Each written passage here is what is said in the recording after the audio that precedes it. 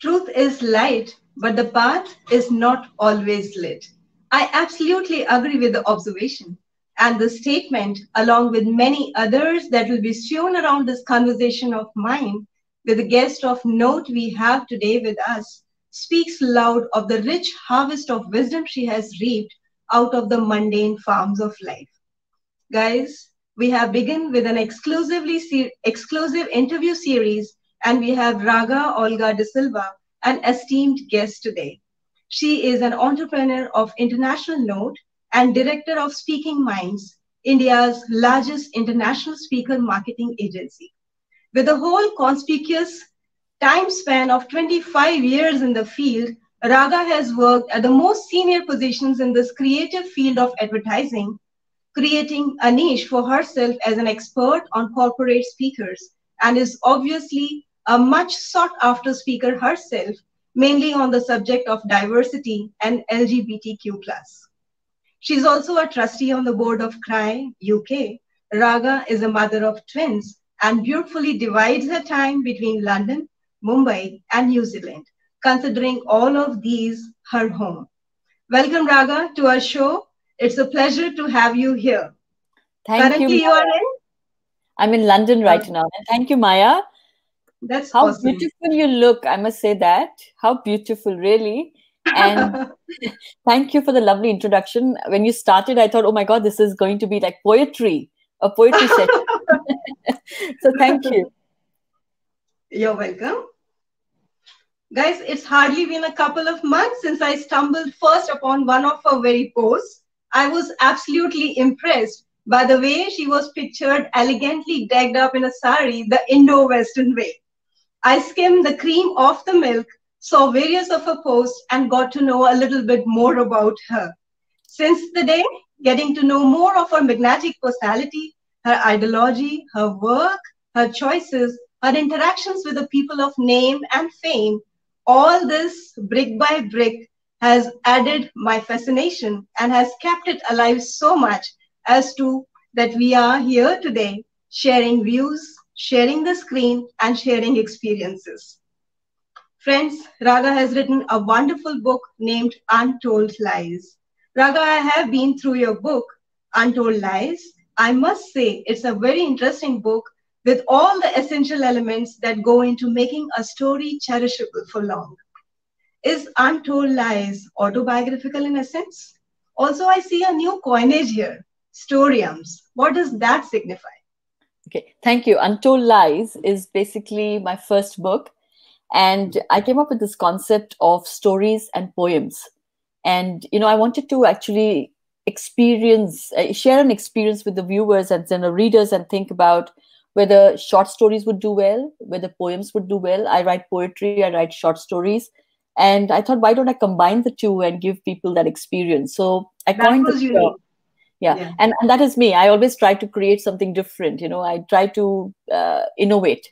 So storiums that's how I called it, storiums. And that's how the idea came into my head. I said, why don't I call it stories plus poems? I call it storiums. And Untold Lies is autobiographical. Untold Lies has 9 short stories, very short stories.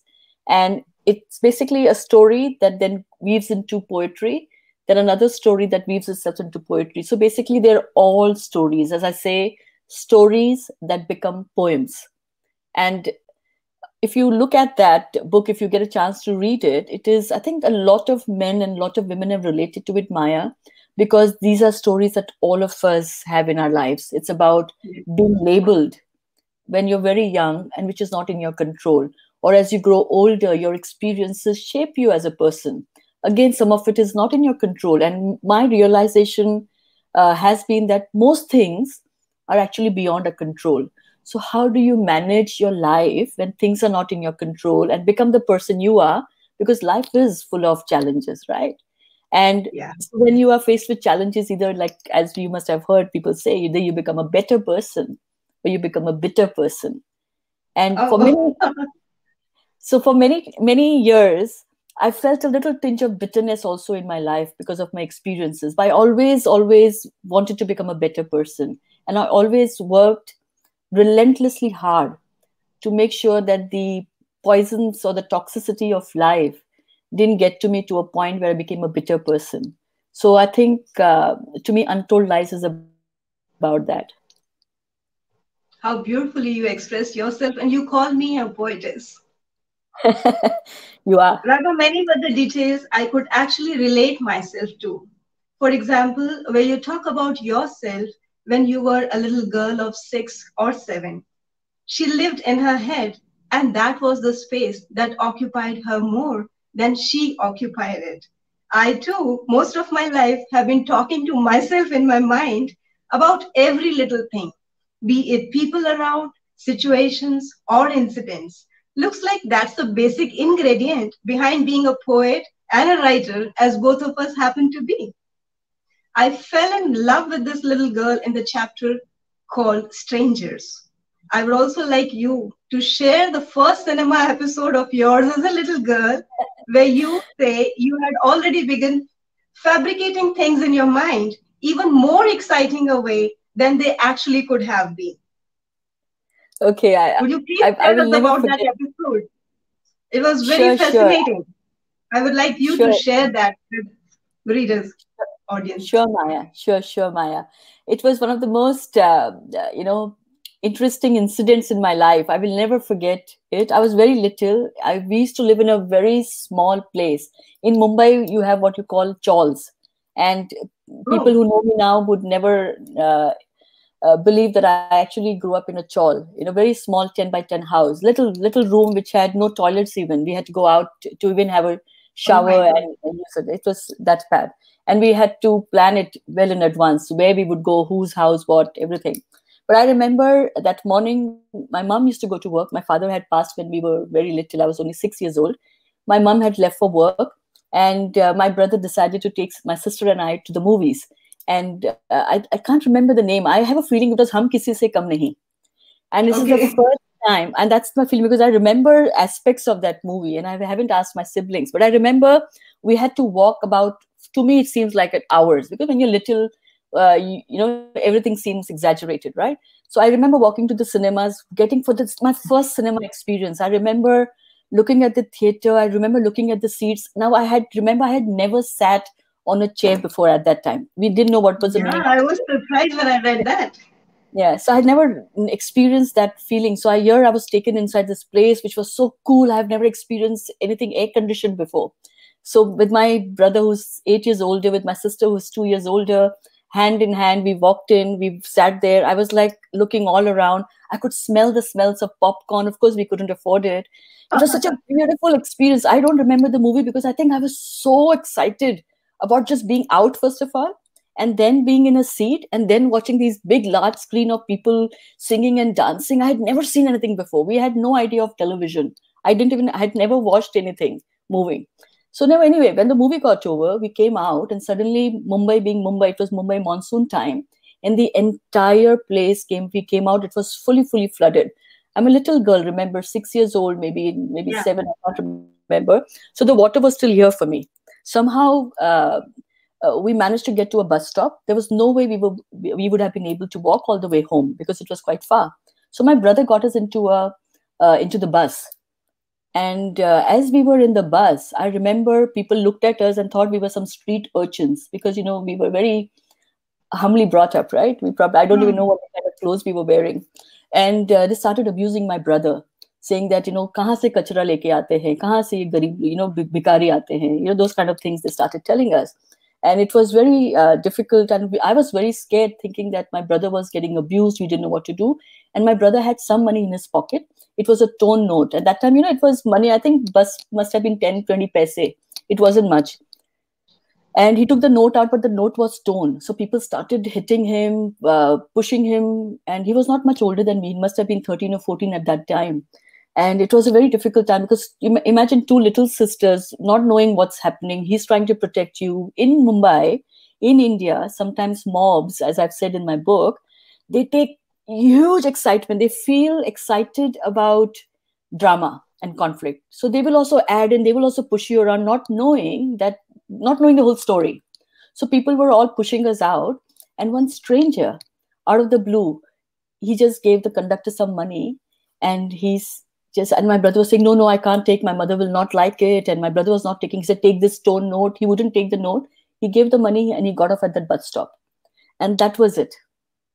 And to me, that remained in my mind too. I mean, I'm so much older now and I can never forget it. So sometimes, as I say, strangers do far more for you than your own people. And that is also a life's learning, and it is okay. Such beautiful a chunk of memory it is. And my first time when I was to the movies with my brother, it was me and my brother as well, just as in your case. Okay, And I sat in dark, having my curious eyes and mind glued to the cine screen, continuously nudging my brother and bothering about the time and complaining about the dark and how late we had got, and the cruel reminder that I gave him that I would tell dad it was not me, it was not my fault, it was him who took me out to the cinema, and that we got terribly, terribly late. And later, as I moved out of the theater, Raga, I was bamboozled to see how still glaring and noon it was. I was, and I was very sad that Amitabh Bachchan ji had died in the scene, and that we would like never ever would be able to watch his movies again. Oh, amazing, amazing. Raga, please tell us more about your childhood. Where did this journey begin? Where was it that the fine sensibilities got molded the beautiful way they were? As you say, things will go right and wrong. Just keep playing your favorite song. And further, one more beautiful quote: put on your best suit with a tie and a bow. Hey friend, where do you get these doses of positivity from? I think, when you have the kind of background that I come from, there is only, like I say, two ways to deal with life. Either you become a part and become a victim of that background, or you become the hero of your story, right? And I always say that I've always chosen to create magic in my life. Even when I was a little child, I lived in my fantasy world. If you read my book, you will see. And I think it is very common, Maya, with people like me. It's very common. I'm no exception. There are millions of people like me who have struggled through life but have come out of it magically because we believe in magic. So for That's me, wonderful. yeah. So my childhood, basically, I think I've become a storyteller because I used to live in my head in my stories. And like I said, till I was about 6, 7 years old, I never actually watched a movie. I didn't know what a movie was, but my siblings used to watch. My sister used to come and tell me every scene, every song she would enact. And that for years and years, Maya, you will not believe, whenever I used to watch a movie, and I can't remember the name now, but an Asha Parekh movie I remember, Okay. I actually believed for many years that I had actually watched the movie, but I had not watched the movie. That movie was watched by my sister, narrated to me, and I Okay. believed that I had seen the movie. She narrated it so well, and I would tell all my friends about that movie as if I had watched that movie. So I That's think beautiful. my essence came from this. As a storyteller, when you're a storyteller, you look for little dramatic, situations in your life, and the drama can be very traumatic, or the situation can be very fun. I actually believe in having fun more than the drama. So the positivity came from there. My mother, for instance, was she got widowed at the age of 33 with 3 little kids, but the most positive woman you would have ever met because she brought us up like that. So you have to. So that's your immediate environment. Then we choose, right, who our friends are, who we have around in my life. I think very early on I chose to have people around in my life who were positive. I naturally knew somebody who would bring me down, so I would stay away. I would, so I think these are instinctive things that we learn about, and that's how we cope with life, and that's how we become the people we are. And the same person, if I had chosen to be a victim, I think I would have been a very different person today, and it is very natural. I mean, I hope that answers your question. Yeah, I do agree with that. Absolutely agree. And I absolutely love the chapter, Raga, where you described your emotions as a little girl, your fixation to your dad and the street dog, Bruno, and feeling the warmth of lying next to your mama, her breaths upon your being, your bathing in the same, and where you mentioned your dad, whose very presence around you was like air you breathed in. He hardly spoke, but he was there. It really melted me through and through. Such simple language, but how poignant it is. How was the father-daughter relationship, Raga? Any particular incident that you remember and you would like to share with us? Interesting one, Maya, because I was only 6 when my father passed. So honestly, I don't have too many memories, except I remember my father. We are from south of India. I'm a Mangalorean. I remember my father in two attires. One either wearing a sari, a lungi, draped a lungi, mundu around him, Mm-hmm. and then he would sit and he would put me on his lungi. So like, so that's one squat, basically squat, and I would sit on his lungi. That's one memory I have. And the second memory I have of him wearing white shirt and white pants and totally, groomed, well groomed, and going out. That's all I remember. I do not remember anything else. So I have no memories. Now, sometimes I wonder whether they are my memories or the memories of something somebody has said. Because Okay. you're too little. But I do have memories of the stories that I've shared. The fears, my stories are quite Yeah. dark, as you can see, because the fears around it, fears trying to protect your father, who at that time decided to spend his life drinking for whatever reasons Mm-hmm. he died at the age of 42, which was a very young age for a person to pass away, as you can see. So I have very limited memories, and unfortunately my memories are not very joyous of my father. They are but I think they made me the person I am, those memories. Right. The next scene that I'm going to describe is such as would draw blood out of stones. It literally made me cry, Raga. I felt an acute impulse to be able to travel back in time when you were that little girl suffering from the pangs of hunger, along with your siblings, waiting for that only piece of bread, a hard piece of bread, I would say, literally and figuratively. And I felt urged to give you a warm, warm hug going back in time, and how you felt having eaten that, passed on to you by your mama and your siblings so that you could eat it. Let me quote those lines for the audience. She didn't know what to do. She sat there in silence and tears rolling down her cheeks as she so wanted her family to share that piece. She took it and slowly started chewing on it, the hard bread, until there was none left. She got up and sat on the side of the tiny bed, feeling strangely sad. From a background like that, Raga, to the present day, how did you get educated, paved your way to the material success? Well, I come from a family that believes in education. Fortunately, all my cousins, they all have doctorates. So at least the background where we had that, the ambition that we had, my mother had for me, is that we would at least at the minimum get a degree. I didn't know those words, so I actually educated myself. I studied on a scholarship, so that was my fortune. I was grateful. I studied very hard. I don't know whether I studied very hard or whether I was just one of those kids who was gifted.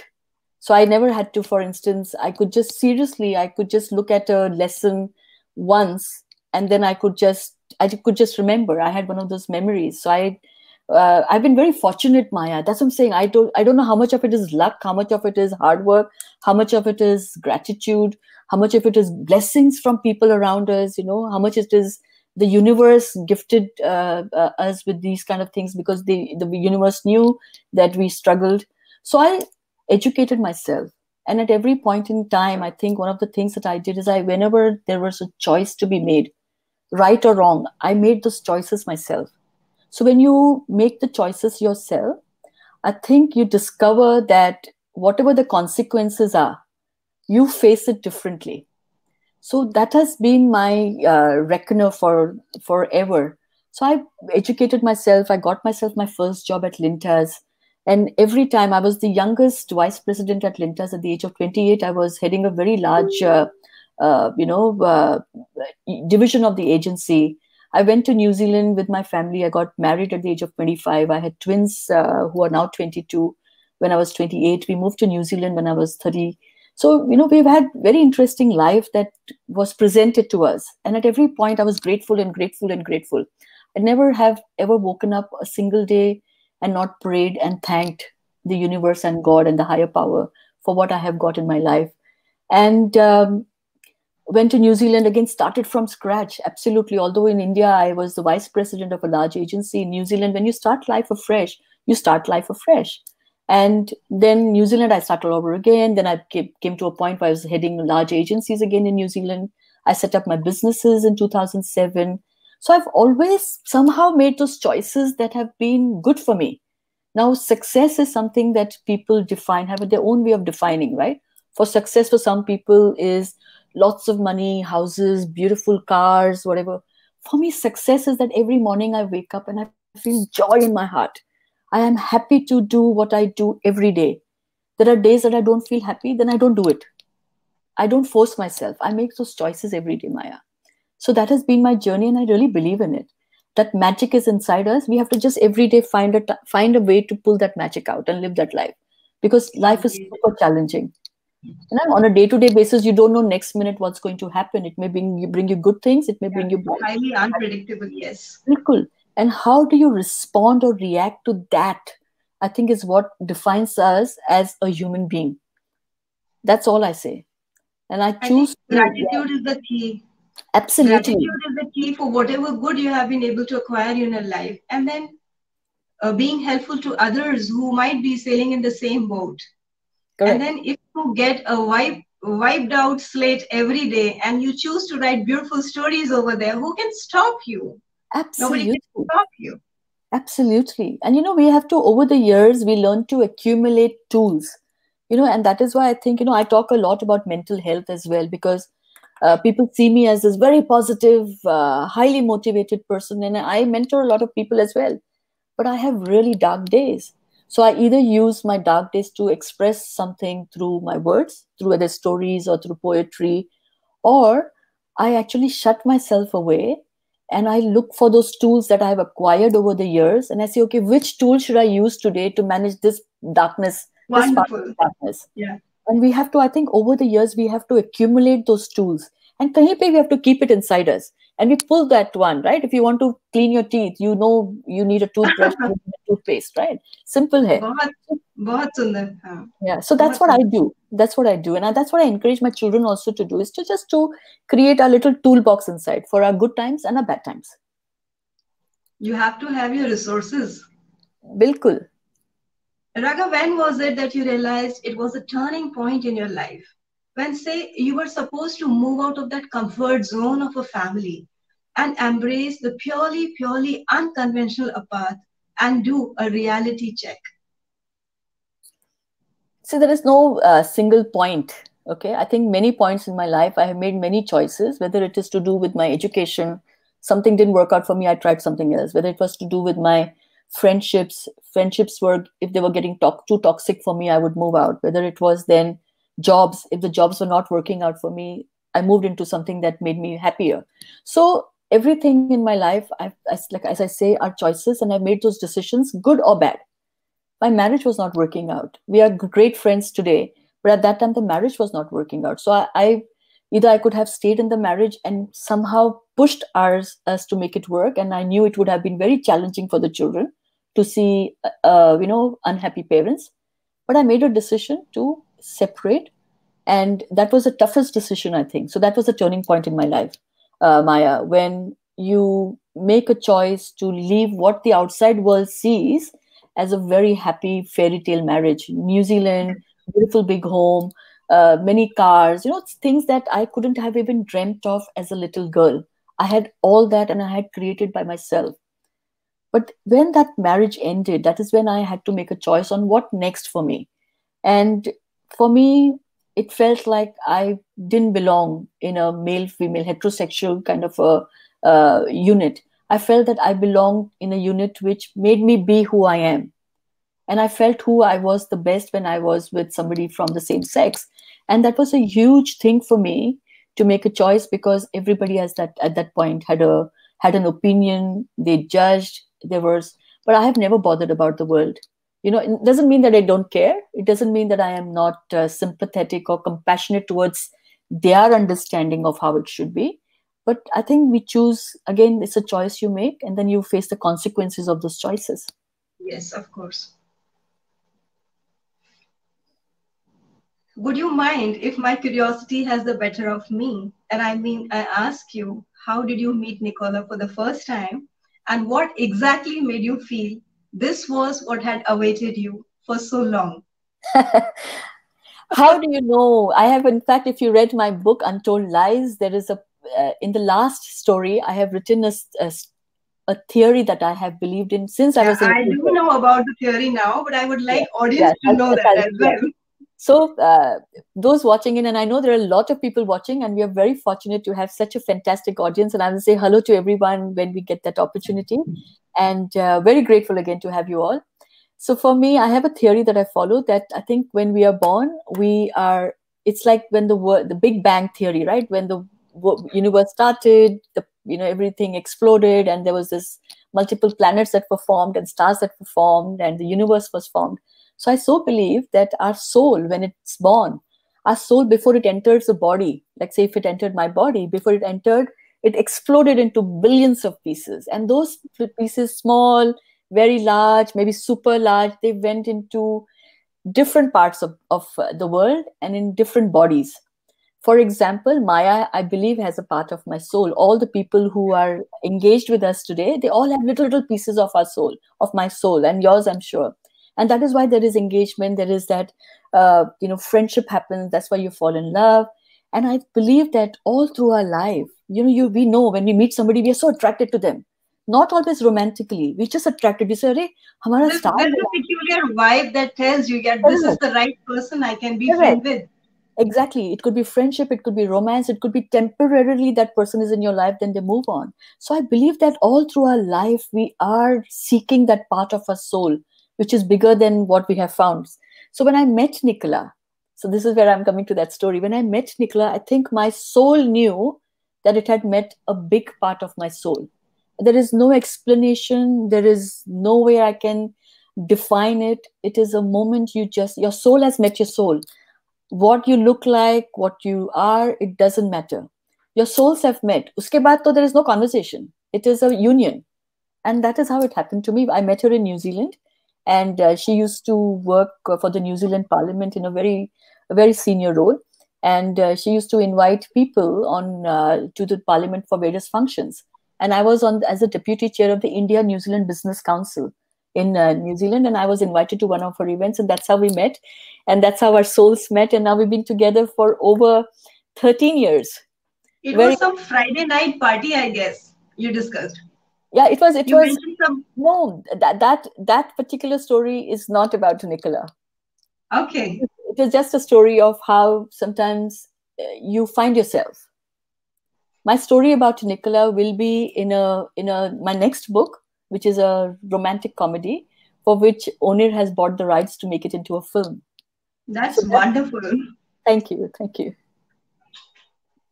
It's where you say she felt herself being drawn to a force beyond her. The soul story that she talked about had arrived.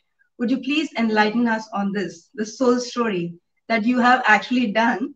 But the little girl inside me is giggling and feeling curious to know if the bells rang. I don't know whether it is in my book or not, Maya, because I really again believe that the bells don't ring. Really, I wish the bells will wish the bells rang. The bells don't ring, but I think enlightenment enlightenment happens within you. Something happens within you when you meet a bigger part of your soul, and there is no way you can describe that feeling. It's a feeling you feel inside, and so maybe those are the bells that ring inside. It's not the bells that ring outside. But See, I think being as imaginative as you are, a poetess as you are, a writer as you are, I can imagine very well the bells ringing. And I can literally hear them as well. I have that didn't happen. That didn't happen. But what happened is, I must say that when you meet that big part of your soul, right? So what happens is you somehow feel that you can invest in more time. Or you I don't know how to explain it. You feel safe. And I think in any relationship, that's one key thing is that you should feel safe with that person. If you feel Yes. safe with that person, then you're allowing yourself to be discovered.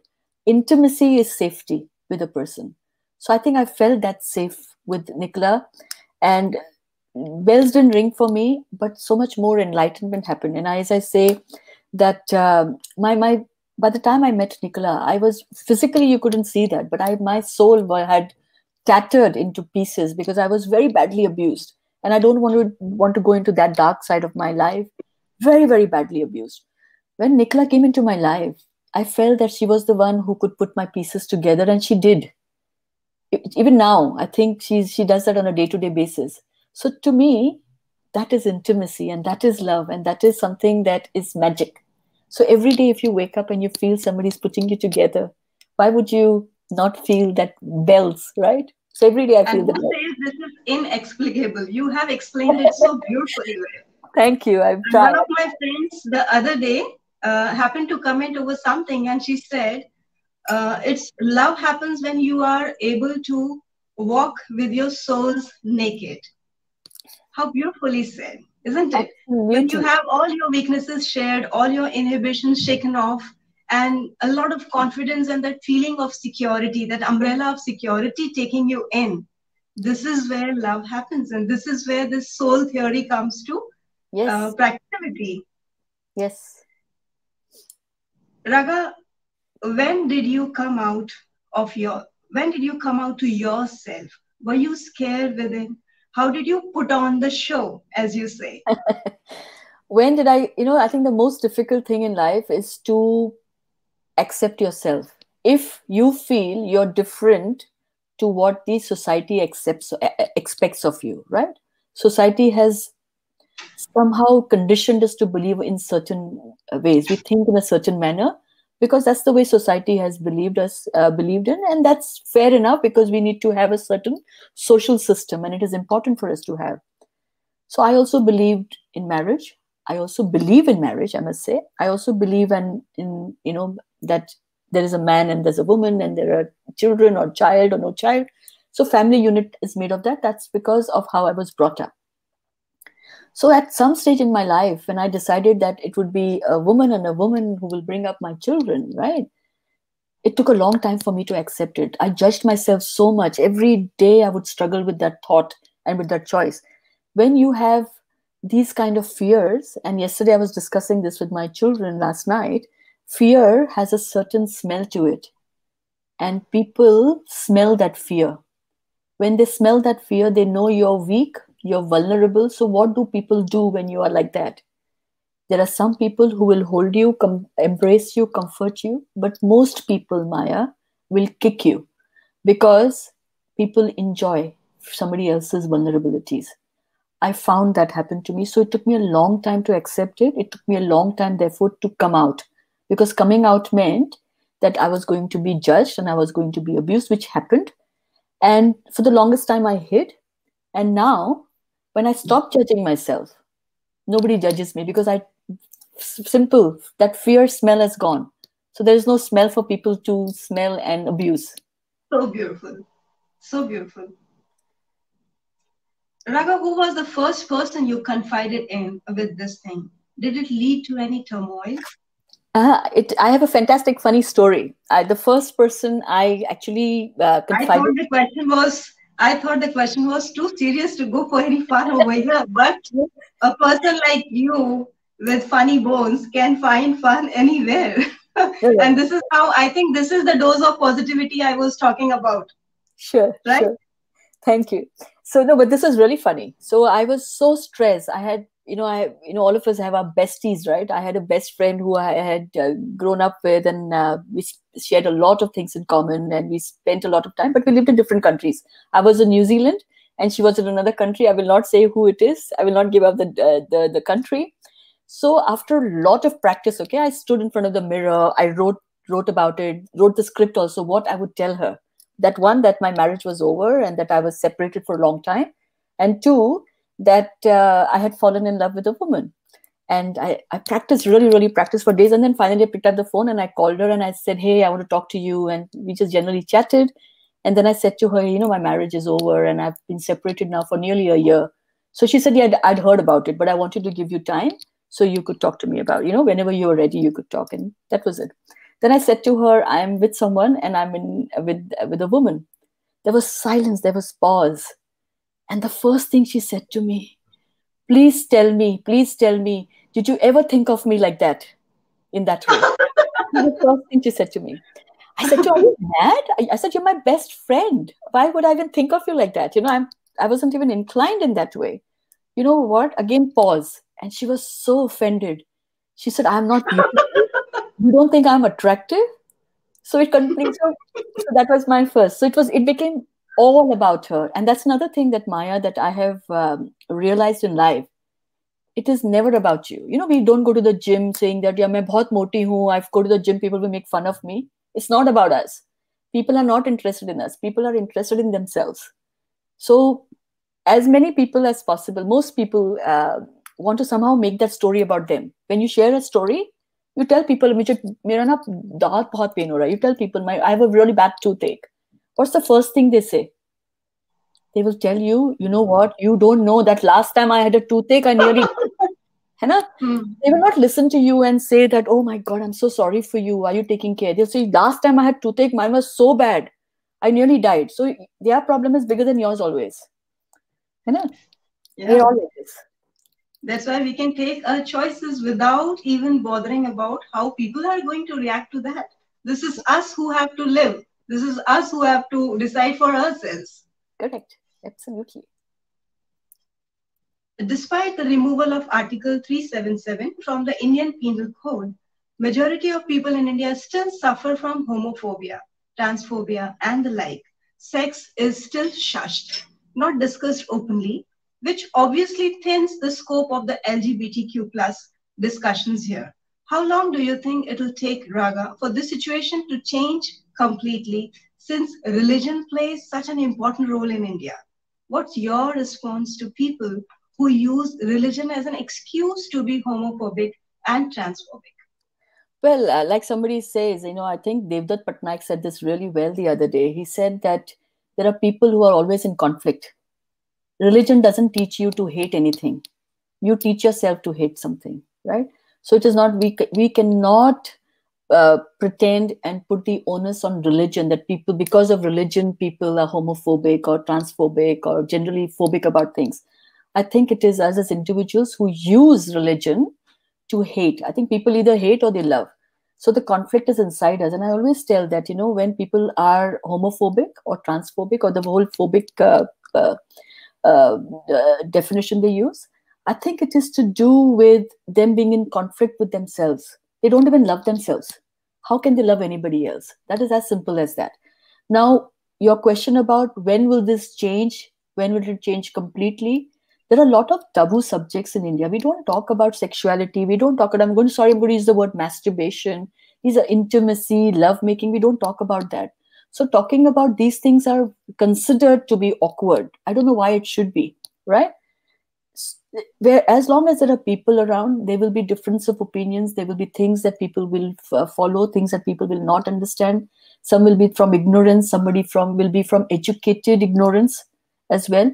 So there is passive, some people will pretend that they love you, but there will be passive homophobia. They will be friends with me, but they will still use the word being gay very derogatively, So there are many ways. You see, when you talk about LGBT community, we talk about sexual orientation, sexual identity. The word sex is attached to it. We don't say, so the moment word sex is attached to it, the first thing you think about is sex. Oh, how are they doing it? Right? A lot of people have asked me, how do you do it? Really? Okay.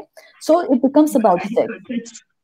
The section 377 basically is about, giving two adults having consent to have sex, even whether they're heterosexual or whether they're homosexual.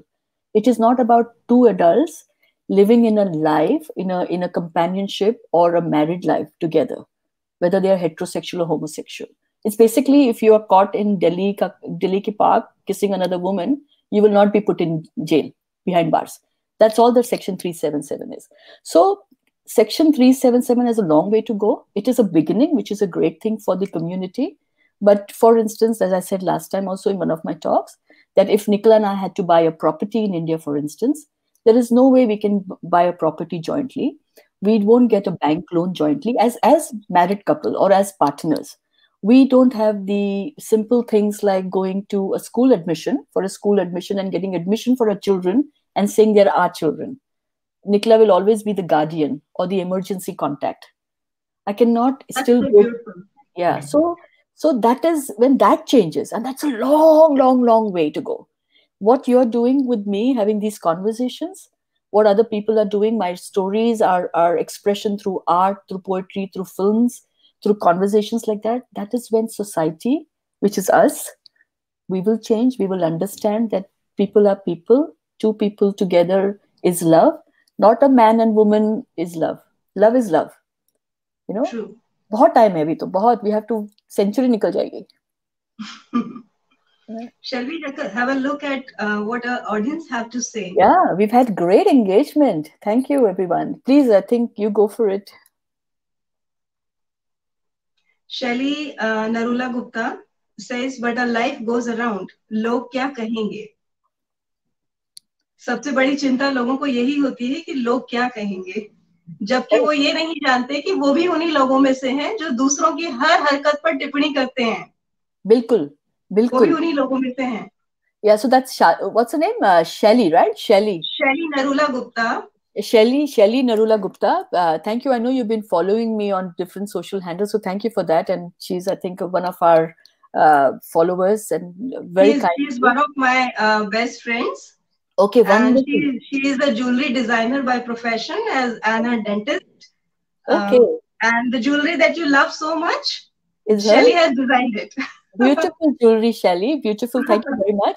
But Shelly, I want to add here that, you know, we always talk about society as others. We say what we call is as othering. Nandita Das also uses this term quite a bit. We othering. We are constantly othering. We always say, usne kiya, logo ne kiya, logo ne kaha. But we are the log. We are the others. Yeah, that's what I said. हाँ, तो बिल्कुल, तो कुछ तो लोग कहेंगे, लोगों का काम है कहना, गलत है, वो गाना भी होना नहीं चाहिए था. हम ही वो लोग हैं जो कहते हैं, जो नहीं कहना है. So these conversations, having people like Shelly in our lives, Maya, I think it's the universe's gift to us. Mukta Bhardwaj says, true, we generally are living in a world of extremes, while middle path is always the best. This is what we are inclined towards, because we are kind of escaping from extremes. And these are the people who go for extremes, choose their passion, and go after their heart. They are the ones who write history, I guess. Bilkul, bilkul. And we should be following our heart. I've seen so many Mayas, so many people, because of the kind of conversations I have, who come to me, not just from the community. I'm talking about women in general, or men, who will say, I'm in a seriously abusive marriage. I am very sad in my marriage. They will not leave. They would rather put up with that because of what they fear society will say to them. Yes. Right? So to me, that is not, they don't, so many people will say that I wanted to become this, but I haven't because I have current pressures. So we put ourselves a lot of limiting belief system. We don't allow ourselves to follow our heart. And that is always going to cause us sadness and regrets. The Alchemist, Paulo Coelho's Alchemist, was a turning point in my life when I read that book. And to me, The Alchemist says it all. You follow your heart. That is when you will have all the luck in the world. True, very true.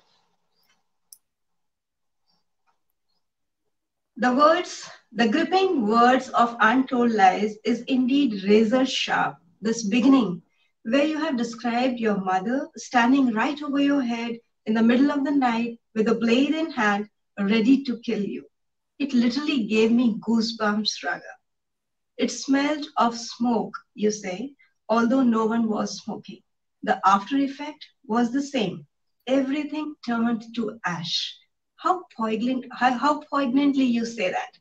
And the remark that you gave a while ago about the smell of fear, that was kind of an exquisite remark too, a very beautiful observation. Could you please describe the scene further? I mean, that's where the reader is left wondering what next. How did it affect your bonding with your mother? Did she ever come to approve of you? Could you ever forgive her? Oh, I don't think you have to ever forgive your mother, isn't it? You are your mother, so your mother lives in you. So I don't think there has ever been a question of forgiving. A lot of people have asked me, but that night was difficult. That night is when my mother discovered. Can you hear me, Maya? Yes, I can. Again, sorry, because I couldn't hear myself. That night when my mother discovered that I may be interested in somebody from the same sex, it was very difficult for her, and rightly so, because when we are brought up in a certain manner, Catholic woman, very traditional, brought us up with lots of love and magic, and but still there was society conditioning, right? And then suddenly she discovers this, and she knows that, my God, this magical life that I thought my daughter had is actually doesn't exist. What she wants is somewhere. She knew that the world was going to abuse that choice.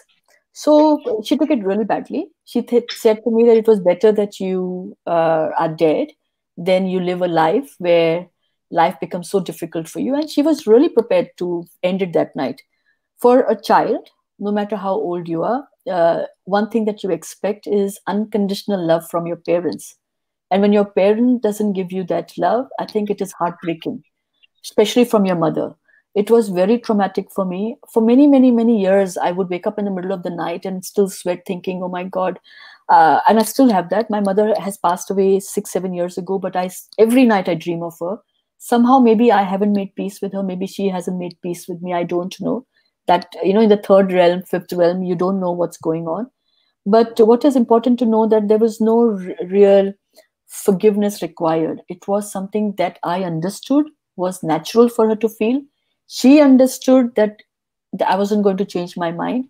Over time, she accepted me by not talking about it, by being in my life with Nicola, and we lived together for a couple of years. Her and Nicola were the best of friends. They learned to cook together. They would do more things together than I would, because I was working full time, whereas Nicola was managing a business in India. They lived in India together. So that was her way of showing acceptance. But we never spoke about it. In the Indian culture, we don't really sit and talk about things like that, right? We show. Mother will be angry with the child and beat the child, or get angry with the child, and then how will we show love? We show कि खाना आजा ना खाना खा ले, तेरे लिए खाना बनाया है. Same thing my mother used to do. So we have this is how we do it, and so yes, it did leave an impact. To be honest, it bothered me a lot, but the impact it has left on me is that if my child ever came to me and said to me that they were, uh, not just about being interested in the same sex, but anything that was outside my understanding, I would not do that. I would hold their hand. I would support them. I would understand. I would listen and react differently, because I know how it is to go through that. But hers often on being in your dreams, and hers having lived those beautiful moments with Nicola, the moments of acceptance, and that itself is a sign of forgiveness, I think. I think so. I think so. Raga, do you mind sharing your struggle with your mental health? How did those ghastly holes you say were there heal? Did you ever resort to self-harm or something like that? Well, I thought about self-harming many times. Let me say that, especially at a time when I was alone in New Zealand. I had little kids. I had no friend to talk to. My family wasn't there for me at that time. Friends you couldn't talk to. I was in a very senior role professionally, but I felt that they were also being quite judgmental. So it was a very difficult, I would say about 3 years of my life, dark phase. And the most difficult thing, Maya, is to put on a mask every day. As we know, when we put on this mask these days, we can't. But put on a mask. We know that, yeah. And then to put on a mask, invisible mask every day, and go through your life is very difficult. And a lot of people with mental health issues, you will see there, and they laugh a lot. I used, I think, every joke in my book that I could. I was funny. I was the life of the party. But inside, every day, it was so difficult. I wanted to self-harm. Many times I considered it also. I used to spend time thinking, what is the best way to do it, the most easiest way to do it? What will I do with my children? It is my children who basically stopped me from going into that despair. And I read a lot. I surrounded myself with motivational talks, stories, people who were positive. if I at that time, like I was saying earlier, at that time, if I didn't want to meet anyone, I did not force myself. So I've created tools for myself to manage that time in my life.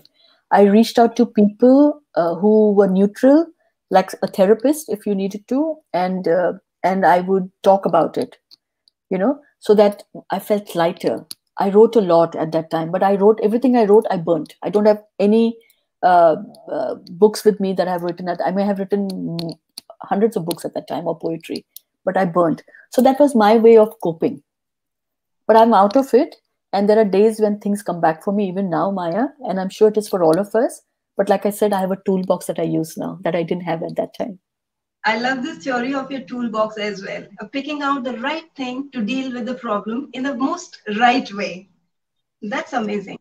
And I would like my audience also to understand this, that no phase is permanent. Yes. See, this period of inertia, this period of inactivity, this passive period we are going through, all of us, we need the perfect tools to deal with them.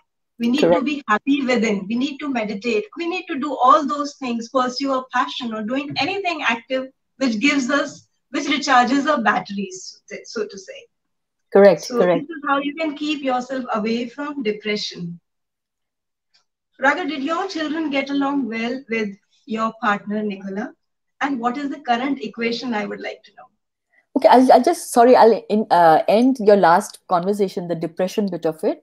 We also have to remember that ups and downs of life are quite normal. So when you feel really sad, it doesn't mean you're depressed. Sadness is also part of an emotion. We use the term depression quite loosely these days. Anything happens, we say we are depressed. And we are, that depression is a completely different form of depression. Our sadness, our losses that we feel, sometimes we struggle with waking up in the morning. That's not depression. That's upper niche life ka. That's the ECG of a heart, right? Okay. Now about my children and Nicola, they are totally the best. They're mom and children together. There is no right from day one. The minute they met, I think they were in love with each other. So both the children, like my son, in fact, has Nicola's name by choice. When he turned 18, he changed his name to Nicola's surname. So I play with them and I tease them and say, I'm the mom, she's your fake mom. I just joke with them. That's incredibly beautiful. Yeah. I say, you came from my tummy. I say 9 months in my tummy, not hers. And they say, no, but we are both moms. You're both my, they don't distinguish at all, differentiate at all. Zero. For them, they have two mothers and a father who love them unconditionally. So family is where a loving bosom is. The maternal instinct makes it a family, right? Would you be kind enough, Nicola, to explain where you say, or did I rise high within that I never saw the fall? Coming out of the closet, embracing yourself, your choices, fighting your own demons, high within and high enough to see it as rising, while the world named it in all probability as a disgrace, a fall. How do you manage that? Well, I think, like I said, I think you become a better person or a bitter person. So it's a choice. Simple hai. You can't cry all the time. Victim nahi banna hai. We are the hero. Every day I want to feel proud of, the person that I have become in this moment. So, people say, are you in love? Did you fall in love? You don't fall. Stop using the word fall. You rise. We rise in love. Yeah, we rise in life. We rise in love. Love is a small thing, in life. You rise. You have to allow yourself to rise. So there is, to me, when people call me courageous and stuff like that, I keep saying, koi courage nahi. I want to reach a point when my story becomes a mainstream story. That we say, wow, look at that, how amazing that they're in love for 30 years, 50 years. That should be the story. It should not be kya courage tha, decided to come out, and even though she had children, to be with her same-sex partner. Those narratives have to change. We're getting some very good comments. Yeah. Amazing. Yeah, I think I've been seeing the same.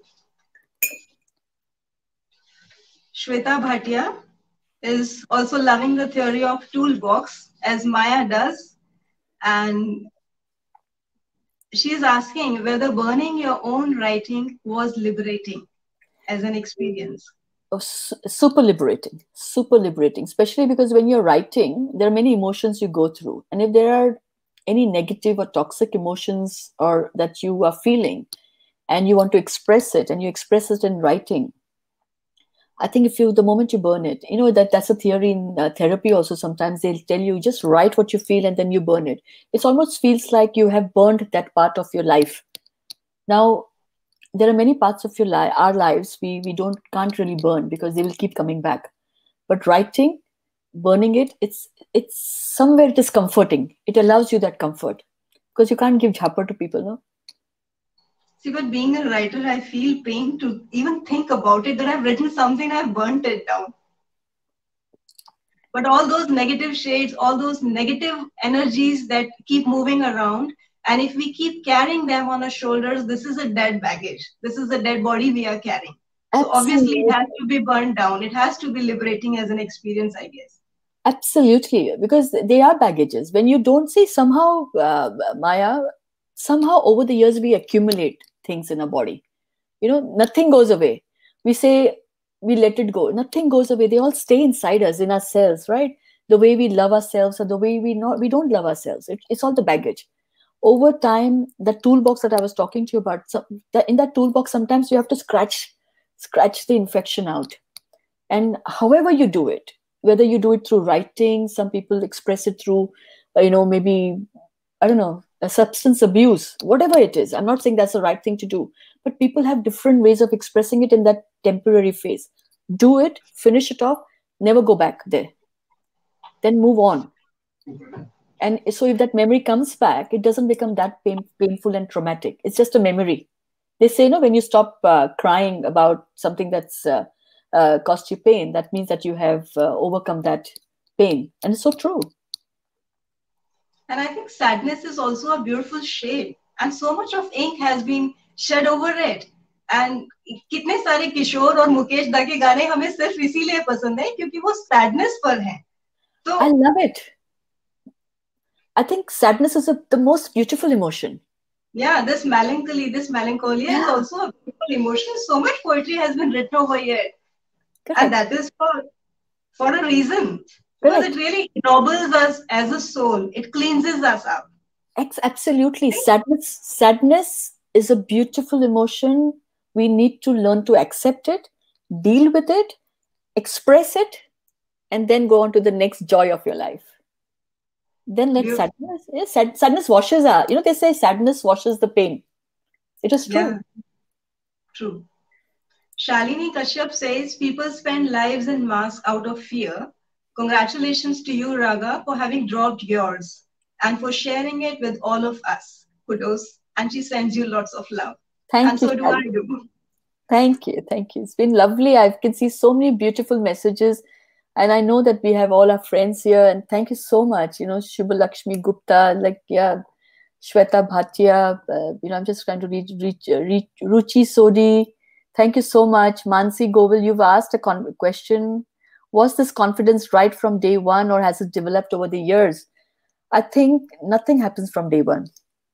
That's why they say you have to work at it. It's not, a plant also, you put a seed in in soil, then you have to nurture it, it grows, right? A seed in itself means nothing. So confidence or life is like that. Every day it grows. Now you have to decide whether you want it to grow in a beautiful way or whether you want to become bitter. And that is the only choice that I think where it differentiates us from other, different people. So you will see in life, some people, I have made the choice of being victims. You can see it. Their whole life is about it. Tumko pata nahi kya hua mere life mein and all that. And that will happen to them for the rest of their life because that is what they want. They choose. It has not happened to them. They have chosen that path. Keep begging to be sympathized. Yeah. And there are a lot of us who actually thrive on that. Like a lot of us thrive on conflict. No matter what you do, the bullies will be bullies. They cannot change. Face pe nahi bolenge to they will become these trolls online. And not actually realizing that the self-pity is just like termite eating you up inside. Absolutely, absolutely. So yeah, so we choose whatever we become. We have to understand that we become by our own choices. Of course, there are circumstances beyond our control, but how we react to those circumstances also Right. is a choice, right? What tactics, Raga, do you think are important for us as women to be able to survive in this harsh world without crushing under the expectations of being the backbones of our families? Because I, being the backbones of our families, we are made to believe that way, that every decision of ours is going to affect them. It's going to tell upon the health of the entire family. So we have to think twice about taking a little decision on our own, for our own self. I agree with you. I think this is pure social conditioning, Maya. Because we've been conditioned that way, we believe that looking after ourselves and being kind to ourselves or loving ourselves is a selfish act. You will see a lot of women will say that I can't do this, I can't go out to the movies. वो क्या कहेंगे, family ये सोचेगी, mother-in-law will not allow, how can I leave my child alone, what will my husband eat tonight, है ना? ये Hmm. constant होता है because we feel that we are the people, I'm the person as a woman that I'm responsible for everything. I think like everything else in life, if we can first of all ना, मैं ये भी last talk में कहा था मैंने, ये यहाँ पे ना pretend that you have a old radio and the tuning ना, बहुत सारे उस पे channels डालो, whatever channels you want to put positive channels, and whenever your mind goes into not knowing what to do, just change the frequency and ask that question. Say, will I be seen as selfish if I look after myself today and tell my husband, let's get a takeaway, or let But that you moral conditioning of mind would definitely answer it in positive. Yes, it's you. You need to feel guilty about it. correct. So I What am think I to do with that? no, so guilt is a wasted emotion now. Why feel guilty? उसका क्या करोगे आप? I mean, you can't put that in a sabzi you're going to make. No, it's a wasted emotion. So stop. I'm saying so we have to stop feeling guilty. You have to stop feeling selfish. Pretend that you are your child or you're the husband, you're the mother, that somebody else is there in your life. And if they were to do this to you, what will you advise them? So you advise yourself that. It's not selfish. We start with us. We have to change the narrative for us as women, Maya. My children If themselves say I to have to me, be responsible for other people's happiness, first of all, I have to be responsible to myself as a person too. absolutely, absolutely, absolutely. And we start with us. And it's okay. It takes a long time to learn that also. Yeah. And so but we have to allow ourselves that opportunity.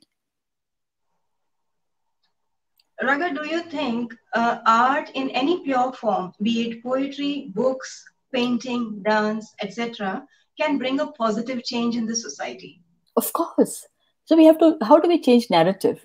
Narrative is changed by somehow expressing it in different ways, right? Films, whether it is, you see so many stories have changed. By looking at certain biopics, you think, oh, I didn't even know that happened. We learn the right and the wrong from films. Books we learn, art we learn, dance forms we learn, theater we learn. We learn from so many different ways. We learn from conversations. So absolutely agree. Narrative will only change one story at a time, as I say, one expression at a time. So, what message would you like to give to our audience? And shall we take a few questions from that if there are any? Sure, sure. I never give advice because I personally don't like to be given advice. I think we should all learn from our life and make mistakes. I love making mistakes because that's the only way I learn. That's all I will say. But face the I invite consequences. my audience to ask any questions to Raga if they have any questions in their mind too. And Animita Goswami, what a lovely name, Animita. So true. We have to love ourselves. Only then we can be happy individuals and spread happiness. Shweta Bhatia says guilt is such a wasted emotion. Lovely. Yes, it will definitely not go in the subject. I should be paid for quotable quotes. If it was, I would pay for you. If it was to go in Sabzi every day, we would never run out of the stock because we have that much guilt within ourselves. It can supply for the whole year in a go. Exactly. I'll tell you, I watched Shakuntala Devi with the Vidya Balan movie. I love that film, but the guilt she faces when she leaves the child behind, you can feel it, and all mothers feel, whether you are a homemaker or whether you're a working mother, we all feel that guilt. And I don't know why we feel that guilt, because whether I worked all my life or not, I look after my family. My family has always been priority for me. So why should I feel guilty about then looking after myself? Mothers never get a break, right? I don't remember the last time I've had a break. Do you remember? This is also Nor work do for us. I. Nor do I. But we never get a break. So, sometimes I think I wish somebody came to us and said, today, 2 hours, you don't do anything. I will do everything. So to me, that, and then women accepting ki chalo theek hai, because women, there are these stories that go around. Men are beautiful men around as well who will give you that break, or other partners who give that break. But women will feel guilty. Yaar, what will I do? Every minute, then you'll go in the kitchen. You okay, no? हम नहीं करते हैं, है ना? हम नहीं करते हैं. So we have to teach ourselves that. We have to learn that. Yeah. It's actually been wonderful having talked to you, Raga. And my fear of coming live with someone of a repo like yours was the actual fear, I guess.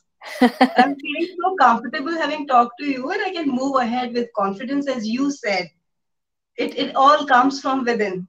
I'll be picking up the right tools at the right time from the right moment, and I'll definitely go for a betterment. Mansi Govil Bansal also wants to ask something. Do you follow any spiritual guru? Your thoughts are so free flowing, and to reach this stage, you definitely need a stepping stone. Is there anyone? Mansi, maybe I will disappoint you. I don't have a spiritual guru. Mansi, one spiritual guru we have is Raga herself over there. No, please, don't give me that kind of elevation. But we actually put into action whatever we feel, that positivity inside. We can be our own gurus. We need not blindly follow anybody for that. I think, what is a spiritual guru? A spiritual guru is someone who awakens your spirit inside, right? That's a spiritual guru, and gives you that sense of purpose and allows you to be free and authentic and live your truth. I live all that, and it hasn't come easy to me. It has come by my own journey, and it has come through my own challenges and the choices and decisions that I made in my life. So my spiritual guru is that toolbox that I keep talking about. And that toolbox comes not from one person, it comes from many people. All my conversations with the people that I bring on my own shows, talking to Maya, reading these conversations here with all my audience here, whether I read Gandhi's book or Mother Teresa's stories, or there are so many, Gaur Gopal Das and Sadhguru. Everybody leaves something, some message for you. You put in your toolbox, like I say, and that is your spiritual guru. Thank you so much, Mansi Govil Bansal, for saying that I am a confident and an awesome host. What does Raga have to say about it? You are. Nobody will think or say that this is the first Facebook live session you have done. You've done brilliantly. You've made me feel very comfortable. Fantastic. You're going to humble. I'm humbled. And since the very beginning, you have been trying your best to put me into a comfort zone. And that has actually been working on me. No, I didn't make you feel anything. You are this person. So take that, it's a gift you have, and accept that, and you will do fantastically well. I convey my regards to Nicola as well. She has been there organizing the entire thing and making me do away with that phobia of mine against technology. Thank you, Nicola. Thank you very much for being there. And all the friends who are there, boosting us up and helping us move on with earnest cells coming out layer by layer. Thank you so much, Raga, once again, for being on the show. Thank you for having me, and thank you for the opportunity. You are wonderful. And thank you to all the audience. I really feel that each one of you contributed to my being here today, and I'm going to take back more conversations into my toolbox. Thank you. The toolbox has enriched us, and the toolbox has been enriched within. Absolutely. Thank you, Maya. Thank you so much. Thank you, everybody.